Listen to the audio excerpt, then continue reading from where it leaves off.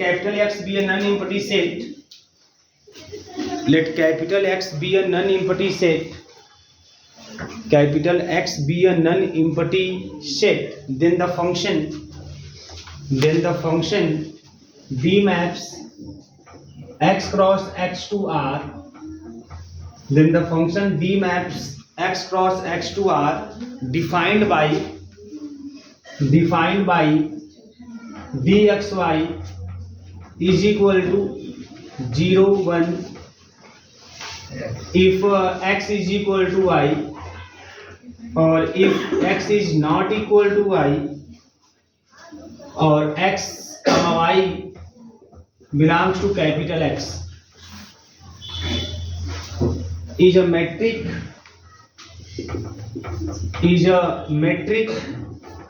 on capital X, is a metric on capital X. ठीक है, is a metric on capital x. देखिए ध्यान दीजिए, अभी तक जो आपने दो क्वेश्चन किया जिसमें आपने मैट्रिक दिखाया है, ऐसे मैट्रिक को हम लोग कहते हैं यूजुअल मैट्रिक स्पेस, या यूजुअल मैट्रिक बोलते हैं। एक्सडी को यूजुअल मैट्रिक स्पेस है ना, जो अभी आप लोग मैट्रिक दो, एक मॉड एक्स माइनस वाई वाला सॉल्व किए हैं और एक मैक्सिमम वाला जो दिया गया, ये सब यूजुअल मैट्रिक स्पेस है ना। अब इस तरह से जो कंडीशन से दे दिया जाए आप लोगों को, ऐसे कंडीशन यहाँ पे क्या है कि अगर x is equal to y then 0 और x is not equal to y then y और देन 1, इसको बोलते हैं डिस्क्रीट मैट्रिक। ये डिस्क्रीट मैट्रिक कहलाता है, जहाँ पे इस तरह से डिफाइन हो जाएगा, नहीं ये रहेगा तो यह वैल्यू और ये रहेगा तो ये वैल्यू, ऐसा कुछ 2 या 3 भागों में बटा हुआ आपको दिखाई दे इस तरीके से।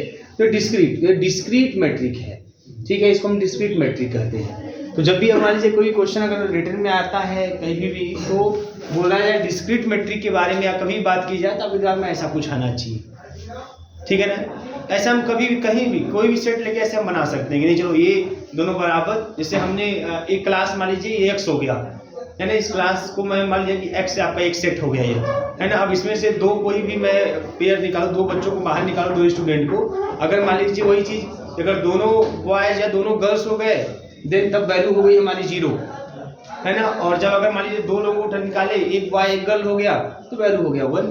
तो ऐसे भी सेट बनाया जा सकते हैं। इस तरह से डिस्क्रीट मैट्रिक बनाना हो तो हम इनफाइनाइट डिस्क्रीट मैट्रिक बना सकते हैं, आसानी से डिस्क्रीट मैट्रिक बनाया जा सकता है। किसी को भी सेट को एक्स के रूप में ले लीजिए और इस तरीके से दिखा दीजिए कि नहीं जब कोई दो एलिमेंट लेते हैं हार्डवेयर के रूप में, अगर दोनों सेम हैं तो आपका 0, सेम नहीं है तो 1, या आप ऐसे भी मान सकते हो कि सेम है तो 1, सेम नहीं है तो 0, ऐसे करके कोई दिक्कत नहीं है। बात समझ आ रही है। तो ऐसे अगर आप कोई सेट डिफाइन करते हैं, ऐसे कोई फंक्शन डिस्टेंस फंक्शन इस तरीके से डिफाइन करते हैं तो इसको हम लोग बोलते हैं डिस्क्रीट मैट्रिक या ट्रिवियल मैट्रिक भी बोलते हैं इसको, ठीक है। डिस्क्रीट या ट्रिवियल मैट्रिक बोलते हैं और एक्सडी को बोलेंगे डिस्क्रीट मैट्रिक स्पेस। क्लियर है। तो ऐसा वाला, तो ये इस तरह का एग्जांपल। अब देखिए चलिए इसको हम चेक करते हैं कि मैट्रिक आपको शो करना है कि मैट्रिक है कि नहीं है ना। मैट्रिक है तो ये है, उसने बोल ही दिया है, मैंने आपको शो करके दिखाना है कि ये मैट्रिक की चारों प्रॉपर्टी होल्ड करता है ना।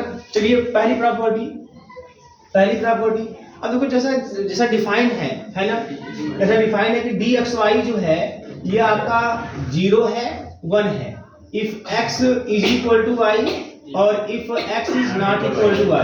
तो आप देख रहे हैं चाहे कोई भी केस हो हमें dxy की दो ही वैल्यू मिल रही है, या तो 0 या तो 1 है ना। तो इट इज क्लियर है, यहाँ से ये चीज एकदम स्पष्ट है कि हमारा जो dxy है, अगर मैं लिख दूं कि यहाँ जो dxy है ग्रेटर देन इक्वल टू 0, कोई दिक्कत नहीं है, फिक्स है दो ही वैल्यू 0 या तो 1। तो इसका मतलब dxy की वैल्यू या तो 0 है या तो 0 से बड़ी मतलब 1 है, निगेटिव नहीं ना है, बस ये देखना है निगेटिव नहीं होना चाहिए। तो दो ही वैल्यू है 0 या तो 1, मतलब हमें जब भी वैल्यू मिल रही है नॉन निगेटिव ही मिल रही है, काम खत्म। पसंद नहीं आ रही है तो ये पहली प्रॉपर्टी होल्ड, यहाँ पे जो dxy की वैल्यू है ना वह ग्रेटर देन और इक्वल टू 0 है ना, लेस देन 0 नहीं है। बस समझ में आ रही है पहली प्रॉपर्टी। दूसरी प्रॉपर्टी यहाँ पे वो भी एकदम स्पष्ट है, वो भी एकदम स्पष्ट है भाई। कैसे? अगर लेट कर ले x is equal to y, तो जैसा डिफाइंड होगा साफे साफ डिफाइंड है कि जब x is equal to y then dxy is equal to 0। अब कन्वर्स भी चलोगे आप, बहुत ही सिंपल है यार, कन्वर्स भी चलोगे अगर लेट कर लिए dxy इज इक्वल टू 0 तो ऑलरेडी डिफाइंड है, कैसा तभी पॉसिबल जब x is equal to y। एकदम बात कंफर्म हो गया यहाँ पे। दूसरी प्रॉपर्टी की होल्ड। अभी मैं तीसरी प्रॉपर्टी की बात करूं, बेटा अगर dxy की बात करूं तो dxy है ना, तो अब इसमें दो केस बना लीजिए। केस फर्स्ट, दो केस बनाइए। केस फर्स्ट, लेट दो ही बातें हैं, x is equal to y. अब case second, x is not equal to y. अगर x is equal to y है तो which implies dxy is equal to 0। और चाहे dxy बोले चाहे dyx बोले कोई फर्क नहीं पड़ता, इसमें वो 0 ही आएगा। उसने साफ साफ बोला है कि भैया जो d आप लोगे, अब अंदर जो भी एलिमेंट हो, x हो y हो चाहे yx हो, अगर दोनों सेम रहेंगे तो वैल्यू 0 आएगी। तो चाहे dxy रहेगा तब भी वैल्यू 0 होगी x is equal to y पर, और चाहे dyx लिखें तब भी वैल्यू 0 होगी x is equal to y पर। बस में इसमें कोई समस्या नहीं, साफ समझ स्पष्ट है कि अंदर जो भी दो आप एलिमेंट लेंगे, अगर दोनों चाहे कोई क्रम हो, उससे मतलब नहीं, क्रम से क्या मतलब यहाँ पे, अभी x y क्या है हमें पता थोड़ी है, मेरी बात समझ में आ रही है ना। तो लेकिन हाँ अब ये पता है कि दोनों बराबर है, तो बराबर है तो दो दो, तो चाहे आप कौन से दो को आगे लिखे पीछे लिखे क्या फर्क पड़ता है उससे, दोनों दो ही है, दोनों सेम ही है, तो सेम ही है तो सेम के लिए डिफाइंड है कि 0 है। तो मतलब dxy is equal to dyx is equal to 0, मतलब आपका जो सिमेट्रिक प्रॉपर्टी है वो होल्ड कर रही है। अगर मान लीजिए केस सेकंड की मैं बात करूं, अगर x is not equal to y हो, तब ऐसे केस में कोई पूछे आपसे dxy की वैल्यू तब बोलेंगे 1, कोई पूछे dyx की वैल्यू तब भी आप बोलेंगे 1। d के साथ जो भी दो एलिमेंट के लेना है आपको, x y y x जो भी x z कुछ ले लीजिए, x z ले लीजिए, w y ले लीजिए, कुछ भी ले लीजिए, हमें यहाँ पर बस ये देखना है कि वो दोनों एलिमेंट सेम है कि सेम नहीं है, इतना ही देखना है। अगर सेम है तो 0, सेम नहीं है तो 1। तो हमने सेकंड केस में बोला सेम नहीं है तो कोई दो एलिमेंट ले लो, चाहे x y ले लो y x ले लो, आपको वैल्यू मिलेगी 1 मिल जाएगी, मतलब दोनों बराबर आ गया। मेरा मतलब है कि दोनों क्या आ गया, बराबर आ गया। सिमेट्रिक प्रॉपर्टी होल्ड करेगी, चाहे कोई केस हो, चाहे इक्वल टू वाला केस हो, चाहे x is not equal to वाला केस हो। बात समझ में आ रही है ना, आपको सिमेट्री दिखाई देगी। चौथी प्रॉपर्टी की बात करेंगे। अब इसमें देखिए कई बातें आएंगी, है ना। अब फोर्थ, क्योंकि इसमें एक एलिमेंट एक्स्ट्रा z आ जाता है ना, बात समझ में आ रही है। तो अब x है, y है, z है, तो अब कितने केस बनेंगे। केस पहला बनेगा कि जब when x is equal to y is equal to z। दूसरा केस बनेगा when x is not equal to y is equal to z। तीसरा बनेगा when x is equal to y is not equal to z। ऐसे करके ऐसे फिर ऐसा case बनेगा इसमें तीनों नॉट इक्वल टू में रहेंगे। ऐसे बनाइए, जितना भी केस पॉसिबल सब बनाइए, और हर केस में आप देखिए कि क्या dxy is less than or equal to dxz plus dzy दिख रहा है कि नहीं।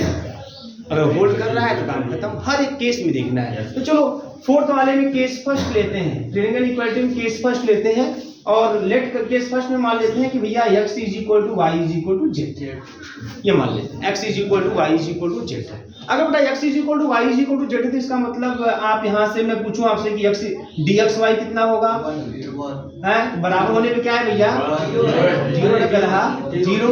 मैं आपसे पूछूं dyz क्या होगा, मैं आपसे पूछूं dzx क्या होगा, बोलो कंफर्म है ना सबको, क्योंकि आपने बोला है केस लिया x बराबर y बराबर z। तो इस तरीके से अगर ये सब 0 मिल गया तो क्या मैं ये नहीं लिख सकता हूँ, क्या आप भी खुद बताइए, क्या मैं ये नहीं लिख सकता हूँ dxy is less than or equal to, क्या मैं ऐसे लिखूं, अच्छा ऐसे लिखूं 0 is less than or equal to 0 plus 0, क्या फर्क पड़ता है, सही है ना। ये कंडीशन होल्ड कर रहा है कि नहीं कर रहा है। 0 is less than or equal to 0 plus 0 मतलब 0 is less than or equal to 0 hold है, इनइक्वालिटी होल्ड कर रही है। या तो लेस होना चाहिए तो इक्वल होना चाहिए, तो 0 इज इक्वल टू 0 होगा करता है, बताइए आपको। तो इसका मतलब मैं ये लिख सकता हूँ आसानी से dxy is less than or equal dxz और प्लस का dzy dxy dyz dz। Clear है ना, क्या क्या बता dxz। अच्छा यहाँ पे कोई दिक्कत है तो कोई लिख दो, सब जानते हैं कोई ले लेंगे 0 आएगा, क्योंकि मैंने बराबर बोला है, आपने बराबर बोला है, ठीक है ना। बस हमारे नहीं एकदम कंफर्म है ना यहाँ पे ये केस, कोई दिक्कत नहीं इसमें, है ना। समझना नहीं चाहिए आप लोगों को, इनइक्वालिटी में कोई एक होल्ड कर जाना चाहिए। तो 0 is less than or equal to 0, तो एक को होल्ड कर रहा है क्या, इक्वल वाला है ना। ये केस सेकंड अगर बात करें इसमें, मान लो इस बार मान लीजिए कि x y के बराबर नहीं है और z के बराबर है y, तो इसको मान लेते हैं। क्लियर है, ऐसे जितना केस बनता है सब अगले वाले मान लेंगे कि भैया x जो है वो y के बराबर तो है लेकिन z के बराबर नहीं है। फिर मान लीजिए भैया ये तीनों आपस में बराबर नहीं है, बात समझ में आ रही कि नहीं आ रही है। इस तरीके से अब कोई केस बचा है, S बराबर x बराबर x equal to z is not equal to y, है ना, मतलब x is not equal to y, ये तो हो गया ना, नहीं हो गया, ठीक है, x is equal to z is not equal to y, ठीक बराबर। अब इसके बाद कोई केस बनेगा क्या? ये सभी संभव केस यही 5 बनेंगे, मतलब x y z में अगर आप कंपैरिजन करो कि बराबर है कि बराबर नहीं है तो ये 5 केस आपको बनते हुए दिखाई देंगे। तो चलो केस सेकंड में क्या बात कर रहे हैं हम लोग। अच्छा मान लीजिए एग्जाम में, अगर आपको रिटन एग्जाम की बात है, अभी इसका समझने कॉन्सेप्ट है, उसके बाद हम लोग आएंगे जब क्वेश्चन एमसीक्यू करेंगे, बहुत सिंपल से, कोई दिक्कत नहीं आएगी। अब यहाँ वाली रिटन एग्जाम में आपको आगे आपको लिखना है ये चीज, तो आप क्या करेंगे, आप ऐसा नहीं कि आपको जोड़ लेंगे सर तो 5 केस बताए थे, 5 केस बना था, 5 आना ही चाहिए, ऐसी कोई बात नहीं है ना। अगर आपके दिमाग में 2-3 आया आप लिख दीजिए, फिर बोल दीजिए similarly in all the cases, है ना, dxy इज लेस देन और equal to dxz plus dzy, काम खत्म। ये होल्ड करेगा, बात समझ आ रही है ना, ऐसे ही छोड़ के आप निकल सकते हैं, कोई समस्या नहीं है। ये नहीं कि आप दिमाग को जोड़ डालें कि नहीं 5 हमको मिलना ही चाहिए केस जो सर बताए थे, है ना, वो 5 कहीं न कहीं से हमको पता करना, मतलब नहीं आया, हो सकता है दिमाग में छूट जाता है कभी कभी, है ना, तो कोई दिक्कत नहीं है। आप 2-4 दिखा दीजिए, बोलिए कि ये तो हमेशा होल्ड कर रहा है, कोई भी हम केस ले रहे हैं होल्ड कर रहा है, इसलिए हर केस में चाहे कोई केस बने, हर केस में ट्रायंगल इनइक्वालिटी होल्ड करेगी, बात समझ। तो इसको देखिए, इसका मतलब क्या है बताओ यहाँ पे, इसका मतलब क्या है? इसका मतलब यह है कि dxy की वैल्यू कितनी आएगी बताओ, क्योंकि x is not equal to y है इसलिए 1 होगी, समझिए वो बहुत ही सिंपल है ना। अभी मैं बोलूं आपसे कि dyz की वैल्यू कितनी होगी, तो 0, क्योंकि y is equal to z है। अगर मैं आपसे पूछूं dxz की वैल्यू कितनी होगी, तो यह होगी 1, क्यों? क्योंकि जब y z के बराबर है ना, और x y के बराबर नहीं तो x z के बराबर भी नहीं होगा। क्लियर है कि नहीं? क्लियर है। तो x is not equal to z, hence dxz is equal to 1। ये सबको कंफर्म हो गया ना। अब बताओ मुझे यहाँ पे, अगर मैं अगर लिखना चाहूँ dxy है हमारा 1 इज लेस देन और इक्वल, है ना, dxz 1 प्लस 0, तो लिख सकता हूँ क्या मैं? लिख सकता हूँ नहीं ऐसा, 1 इज लेस देन और इक्वल टू 1 प्लस 0, सही बात है, इक्वल टू होल्ड कर रहा है ना, मतलब मैं ये लिख सकता हूँ कि dxy इज लेस देन और इक्वल dxz और प्लस का dzy, है ना, इसको zy कर लेते हैं, और yz भी छोड़ो है, कंफर्म है, क्योंकि सिमेट्री होल्ड कर रही है ना, dyz dzy सब बराबर है ना। लेकिन आपको मन है तो आप लिख लीजिएगा, कोई दिक्कत नहीं।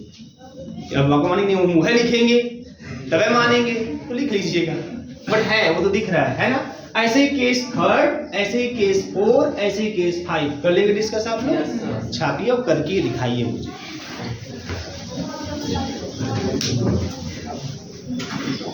लिखिए this metric is called, this metric, 5 लिख लीजिएगा, केस नाटक नहीं होना चाहिए, कोई दिक्कत तो पूछ लीजिए, मैं लिख दूं। This metric is called trivial metric और a discrete metric. Discrete metric, इस पे फोकस करिएगा। This metric is called a trivial metric और a discrete metric on capital X. trivial metric or discrete metric on capital X, and the metric space